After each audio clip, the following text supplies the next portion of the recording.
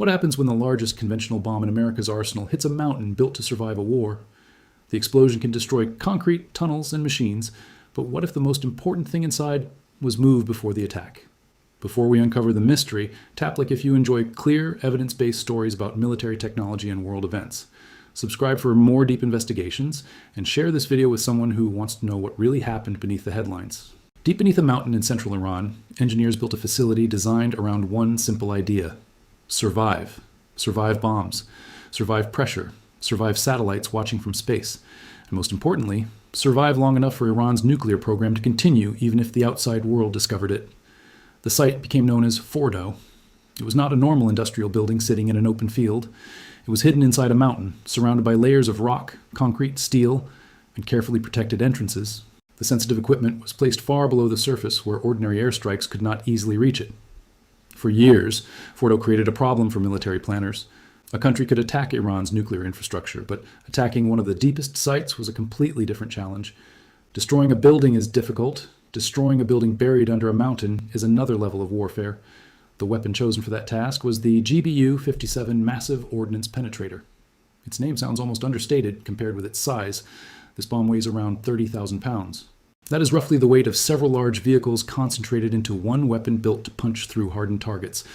It is not designed to create a huge fireball in the open air. Its real purpose is more technical. The bomb must fall at high speed, strike the ground, survive the impact, and continue downward through layers of earth and reinforced material. Only after reaching a calculated depth does it detonate. That means the weapon is fighting two battles at once. First, it must break through the mountain. Then, the explosion must occur close enough to the underground structure to cause serious damage. If it detonates too early, the mountain absorbs much of the force. If it goes too deep, the blast may lose its effect before reaching the target. Every meter matters.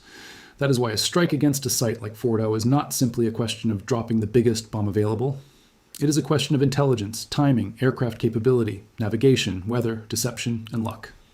The bomb itself is only one part of the operation. The aircraft carrying it also matters. The GBU-57 is so large that only the B-2 Spirit stealth bomber is designed to carry it in combat. The B-2 was created to enter heavily defended airspace, avoid detection, and deliver weapons against targets that traditional aircraft might struggle to reach. Its shape reduces radar reflections. Its mission systems help it navigate long distances. Its crews train for complex operations that can continue for many hours. But stealth does not mean invisibility. It means reducing the chances of detection. It means making the enemy's response slower, less certain, and less coordinated. A strike on Fordow would therefore require far more than a bomber flying toward Iran. It would require a carefully planned military package involving surveillance aircraft, refueling tankers, electronic support, fighter protection, communications, and deception. The goal would be to make the actual attack difficult to recognize until it was already underway. That is where the story becomes larger than one mountain. For years, Iran had insisted that its nuclear activities were peaceful. International officials, however, had raised concerns about the scale and level of enrichment taking place. Uranium enriched to higher levels is not automatically a nuclear weapon, but it reduces the distance between civilian nuclear work and a possible military capability. This distinction is important. A nuclear weapon requires more than enriched uranium. It requires specialized engineering, weapon design, delivery systems, testing knowledge, and the ability to assemble everything safely. But highly enriched material remains the central concern because it can be the hardest part to produce and the easiest part to hide once it exists. That is why inspectors focus not only on buildings and machines, but also on inventories. How much material exists? Where is it stored? Who has access to it? Has it been processed, moved, or converted? And can independent inspectors verify the answers? Without those answers, satellite images can show a damaged building while leaving the most serious question unresolved. What was inside when the bombs arrived? The reported operation involved multiple targets connected to Iran's nuclear infrastructure. Fordow was considered the most difficult because of its depth. Other facilities, including sites associated with uranium conversion and enrichment work, were also linked to the broader campaign. The aircraft had to travel a great distance. The crews had to remain focused for hours. The mission planners had to coordinate every stage while protecting the element of surprise. A mission of this kind is a race between preparation and detection. The attacking side wants to know exactly where the target is, exactly which structures matter, and exactly how to reach them.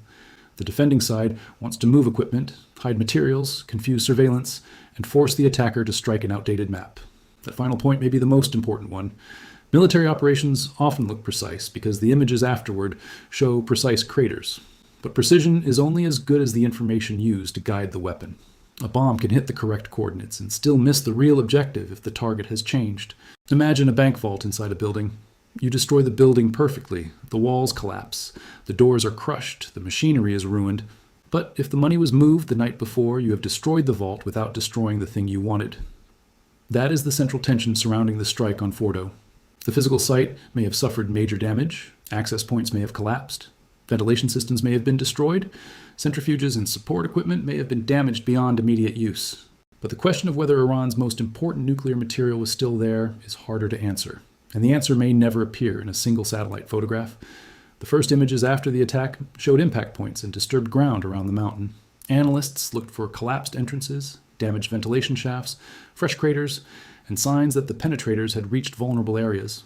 Such images can reveal a great deal. They can show where weapons struck. They can show whether roads are being repaired. They can show whether construction equipment arrives. They can sometimes show smoke, fire, or changes in the shape of buildings. But satellite imagery has limits. It cannot see through hundreds of feet of rock. It cannot identify every object underground. It cannot tell observers with certainty whether uranium was destroyed, moved, sealed behind a collapsed tunnel, or transferred to another location. That is why early claims of total destruction must be treated carefully. Political leaders often speak in absolute language after a successful military operation. Destroyed sounds stronger than damaged. Eliminated sounds more satisfying than delayed. Public statements are shaped by morale, deterrence, and the need to show control. Intelligence assessments are usually more cautious. They ask different questions. How much of the facility is inaccessible? How many machines could be repaired? How long would replacement equipment take to arrive? Did the attack damage electrical systems or only the outer structure? Was nuclear material present? Did personnel leave before the strike? Can the site be rebuilt? The difference between these questions explains why public victory statements and classified assessments can appear to contradict each other. One side may be describing the success of the attack. The other may be measuring the long-term effect on Iran's nuclear capability. Those are not the same thing. If a bomb destroys a production facility, the strike may be tactically successful. But if the country still has scientists, designs, suppliers, raw material, and political determination, the broader program may survive. This is the problem of attacking knowledge. Concrete can be broken, machines can be replaced, a tunnel can be filled, but the people who designed the system may remain alive. The records may exist somewhere else. The experience gained from years of work cannot be destroyed by hitting one location. That does not make the strike meaningless. A major facility can represent years of investment. Rebuilding may be expensive, slow, and dangerous. Engineers may need to work under constant surveillance. New locations may take years to prepare. But slowed down and ended are very different outcomes. If you value careful explanations over dramatic headlines, this is a good moment to subscribe. A like tells the algorithm that viewers want analysis instead of noise, and your share helps more people see why the difference between a destroyed building and a destroyed program matters. The missing material is where the mystery deepens. Before any major attack, a government has several options. It can disperse sensitive equipment. It can move fuel and stockpiles. It can shut down operations. It can create decoy locations. It can leave some equipment in place to make the target appear more valuable than it is. Moving nuclear material is not simple. It requires security, specialized containers, trained personnel, and a destination capable of receiving the material. A large transfer could create visible activity around tunnels and roads. That activity might be noticed by satellites. Reports about vehicle movements near Fordow therefore attracted attention. Images of cargo trucks, construction equipment, and changing traffic patterns can become important clues, especially if they appear shortly before an attack.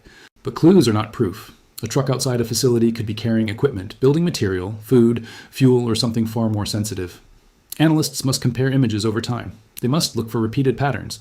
They must consider whether the vehicles went to another nuclear site or simply moved to a storage area nearby. The same photograph can support several explanations. This is why intelligence work is rarely as clean as a television graphic suggests. One report may claim that enriched uranium was transferred before the strike. Another may say the material remained where inspectors last recorded it.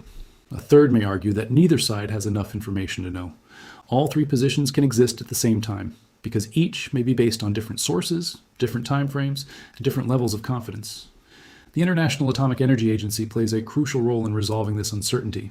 Its inspectors use cameras, seals, records, physical visits, and sampling to monitor declared nuclear material. When access is interrupted, the problem grows with every passing day. The agency may know what existed during its last inspection. It may know what Iran declared. It may have records from cameras that stopped transmitting. But it cannot verify what happened afterward without returning to the site. That creates what experts sometimes call a verification gap. The longer the gap lasts, the more difficult it becomes to reconstruct events. Material may have been moved, equipment may have been repaired or dismantled, buildings may have been altered, records may be incomplete. Even if Iran later allows inspectors to return, they may not be able to establish exactly what happened during the missing period. This is why the question of Fordow is not only a military question, it is also a diplomatic and legal one. If the world cannot verify the location of enriched material, countries must make decisions using incomplete information. Neighbors may assume the worst, governments may increase military readiness, intelligence agencies may search for hidden sites, diplomats may struggle to negotiate because they cannot agree on basic facts. In this environment, uncertainty becomes a weapon. A government does not always need to prove that it still possesses a capability. Sometimes it only needs to prevent others from proving that it does not. Iran could use ambiguity to preserve deterrence. Its rivals could use the same ambiguity to justify further pressure. The result is a dangerous cycle. One side says the program was destroyed.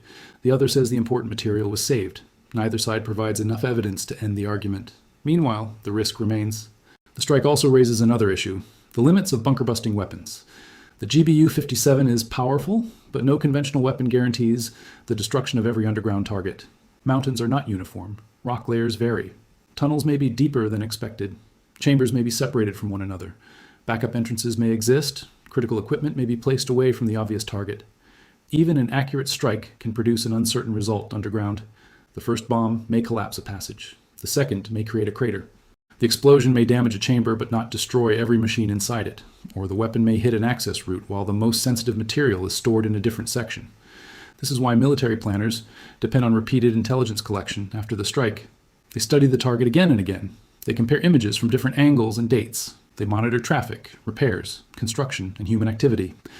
A site that remains quiet may be destroyed, or it may be hiding its recovery. A site filled with construction vehicles may be damaged, or it may be preparing a new phase of work. The evidence must be interpreted in context. There is also a human cost that can disappear behind technical language. When analysts talk about targets, they are often talking about concrete, equipment, and tunnels. But facilities are operated by people. Workers, engineers, guards, and nearby civilians can be affected by the attack and its aftermath. A major strike can damage roads, power systems, communication networks, and local communities, even when the main target is underground. It can also trigger retaliation, missile launches, attacks on military bases, disruption to shipping, and threats against neighboring countries may follow.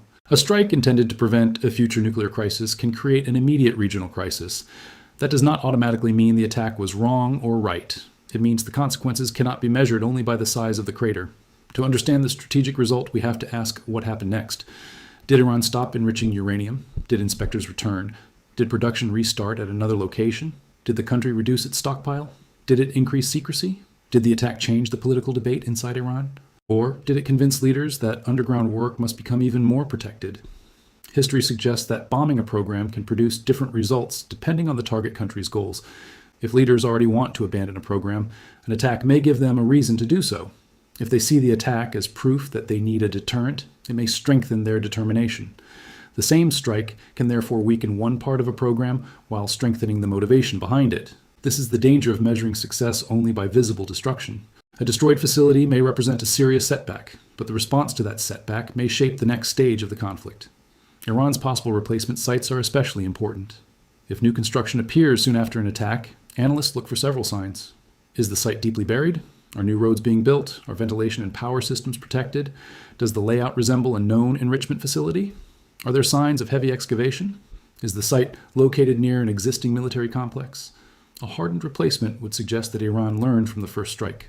It would likely use deeper chambers, stronger entrances, better concealment, and more distributed equipment. That creates a whack-a-mole problem. One site is attacked, another appears. The attacker improves its weapons, the defender improves its shelters. The cycle becomes a contest between intelligence and construction. The side with better information may gain the advantage, but neither side can assume the contest is finished after one operation. There is also a question of scale. A nuclear program is not one building. It is a network. It includes mines and conversion plants. It includes centrifuge manufacturing. It includes research laboratories, power systems, transport routes, computer networks, trained workers, suppliers, security forces, and political institutions. Destroying one enrichment hall can damage the network. It does not necessarily erase the network. This is what makes the Fordow strike so significant.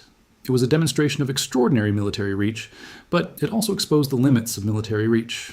The United States showed that even an underground site protected by a mountain could be attacked.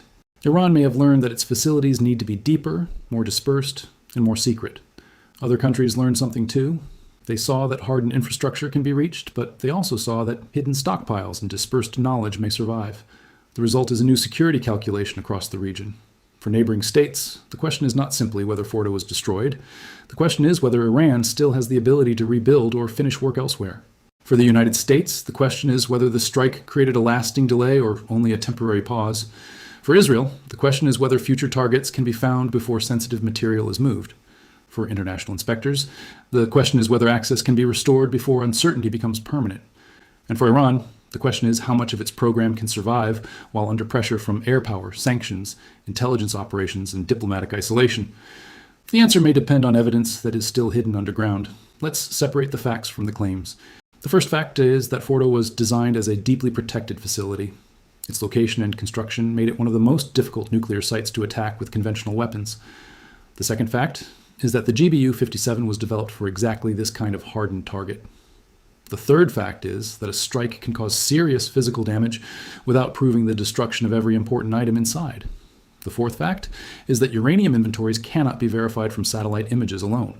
The fifth fact is that without independent inspection, the world cannot confidently determine whether material was destroyed, moved, or remains inaccessible. Everything beyond those facts requires careful language. Some reports may say the stockpile was relocated. Other reports may say it remained at the facility. Some analysts may believe the underground halls were destroyed. Others may argue that parts of the complex could be repaired. The responsible conclusion is not to pretend uncertainty does not exist. It is to explain why uncertainty exists and what evidence would resolve it. That evidence would include physical access for inspectors, detailed accounting of uranium, environmental samples, records from monitoring equipment, and reliable information about alternate sites. Until then, every claim of total destruction should be treated as a political statement unless supported by independent verification. And every claim that the entire program survived should face the same standard. It is possible for the facility to be badly damaged and for the program to survive. It is possible for a stockpile to be moved and later become difficult to use. It is possible for the strike to delay Iran by months or years without permanently ending its ambition. These outcomes are not mutually exclusive. A military operation can succeed tactically, damage a target severely, and still fail to solve the strategic problem that caused the operation in the first place. That may be the most important lesson from the mountain. A weapon can reach a hidden facility. It cannot automatically reach every decision maker, every document, every scientist, and every gram of material connected to a national program. If this story has changed the way you look at dramatic military headlines, leave a comment with the word evidence. Then tell us what you think matters most: the destruction of the facility, the location of the uranium, or the ability to rebuild. Your comment helps guide future investigations, and subscribing keeps you with us as new satellite images and inspection reports emerge. There is another reason the story matters. In modern warfare, the first version of an event often spreads faster than the facts. A video shows explosions. Officials announce success. Commentators repeat the announcement. Within hours, the public has a complete story. But underground warfare does not produce complete answers in hours. The physical effects may take days to study. Intelligence agencies may need weeks to compare sources. Inspectors may be blocked for months. The political meaning may not become clear for years. The first images show what happened above ground. The real outcome may be hidden below it. This pattern has appeared before in conflicts involving missile programs, chemical facilities, command bunkers, and weapons laboratories. A site is attacked. Leaders claim success. The target country denies damage. Later evidence reveals a result somewhere between the two. The reason is simple. Each side has a reason to exaggerate. The attacker wants to show that the operation was worth the risk. The defender wants to show that the attack failed. Analysts must work between those narratives. That is especially difficult when intelligence is classified. The public may never see the strongest evidence. Journalists may receive selective leaks. Officials may reveal information that supports their preferred interpretation, while withholding details that create doubt. This does not mean all claims are equally reliable. It means confidence must match evidence. Satellite images can provide strong evidence of surface impact. They provide weaker evidence about underground conditions. A vehicle pattern can suggest movement. It cannot identify its cargo with certainty. A political statement can reveal what a government wants the public to believe. It cannot replace an inspection. The missing uranium question also demonstrates why nuclear safeguards matter. Monitoring is not a luxury that can be paused whenever tensions rise. It is the system that allows the outside world to distinguish between declared activity and hidden activity. When cameras go dark, seals cannot be checked, and inspectors cannot enter, the information gap expands. That gap can create pressure for military action, even if nobody knows the exact truth. It can also make diplomacy harder because every side fears that an agreement might be hiding something. Verification does not eliminate conflict, but it limits the space in which rumors can grow. Without it, every truck becomes suspicious. Every new tunnel becomes a possible weapons site. Every unexplained shipment becomes evidence in someone's argument. That is how uncertainty can become more dangerous than a confirmed fact. There's also a lesson here about deterrence. The strike may have been intended to send a message. Hardened sites are not untouchable. But deterrence depends on what the other side believes. If Iran believes that one strike can destroy its facilities but not its stockpile, it may respond by dispersing material more widely. If it believes that the attack threatens the survival of the regime, it may accelerate efforts to create a stronger deterrent. If neighboring countries believe Iran's capability survived, they may seek their own security guarantees or nuclear options. The message received may not be the message intended. This is why military power must be connected to a political strategy. If the goal is to permanently stop a nuclear program, the attacker must consider what happens after the bombs fall. Who secures the damaged sites? Who verifies the stockpile? Who prevents reconstruction?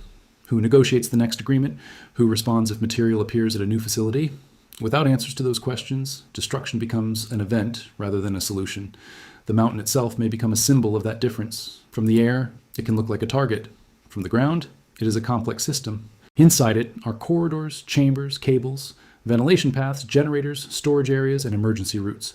A successful attack may block some of those systems while leaving others intact. A collapse at one entrance may make the facility unusable for months. It may also create a new barrier between inspectors and the material they need to examine. Ironically, a strike can make verification harder even while damaging the site. That is one of the most uncomfortable possibilities. The attack may reduce Iran's immediate capacity while also reducing the world's ability to know exactly what survived. The more debris covers the facility, the more difficult inspection becomes. The more Iran restricts access, the more rumors spread. The more rumors spread, the more pressure grows for another strike. And every additional strike risks widening the conflict. This is the cycle decision makers must avoid. The real measure of success will not be the number of bombs used or the size of the craters. It will be whether the operation produces a verifiable, lasting change in Iran's nuclear capability and regional behavior. If inspectors return and confirm that the stockpile is gone, the result will look very different. If inspectors find that the material survived elsewhere, the strike may be remembered as a delay. If Iran rebuilds a hardened facility and resumes enrichment, the operation may become the opening chapter of a longer conflict. If negotiations follow and restrictions become stronger, the military action may have created leverage for diplomacy. The evidence is still developing. That is why certainty is dangerous. The headline may say that 30,000 pounds fell on a mountain. But the real story is about what cannot be seen. It is about the material beneath the surface, the decisions made before the attack, the knowledge carried by scientists, the political choices made after the explosions, and the inspectors who may or may not be allowed to verify the truth. The operation may have destroyed Fordow as a functioning facility. That would be a major military achievement. But a nuclear program is not defined by a single building. It is defined by capability. Capability includes material, machinery, expertise, infrastructure, and intent. Remove one part, and the others may still allow reconstruction. That is why the question, was the site destroyed, is too narrow. The better question is, what capability remained after the site was destroyed? And right now, the honest answer is that the world may not know. The attack demonstrated that no mountain is completely safe. It also demonstrated that no explosion can guarantee what happens after the smoke disappears. A bomb can collapse tunnels, it can destroy machines, it can silence a facility, but it cannot silence uncertainty. And uncertainty is exactly what remains. For the people watching from outside Iran, the lesson is simple. Do not confuse a dramatic image with a complete outcome. A crater proves that something struck the ground. It does not prove that every objective was eliminated. A collapsed entrance proves damage. It does not prove that the program is gone. A confident speech proves that a government wants to project certainty. It does not prove that inspectors agree. The truth may eventually emerge through satellite images, intelligence disclosures, diplomatic agreements, or an inspection team entering the damaged complex. Until then, the most accurate conclusion is also the least satisfying. The strike likely caused serious damage. It may have delayed Iran's nuclear work. It may have destroyed important equipment, but whether it destroyed the most dangerous part of the program remains unresolved. And that unresolved question could shape the Middle East for years, because in the end, the most powerful part of the story is not the bomb. It is the possibility that the bomb hit exactly where it was aimed and still missed the thing that mattered most. So the next time you see a headline declaring that a military operation has ended a threat forever, pause for a moment. Ask what was destroyed. Ask what was moved. Ask what can be rebuilt. And ask who's allowed to verify the answer. The mountain may be damaged. The tunnels may be buried. The machines may be silent. But until the material, the records, and the remaining capability are accounted for, the story is not over. The explosion was visible. The truth is still underground.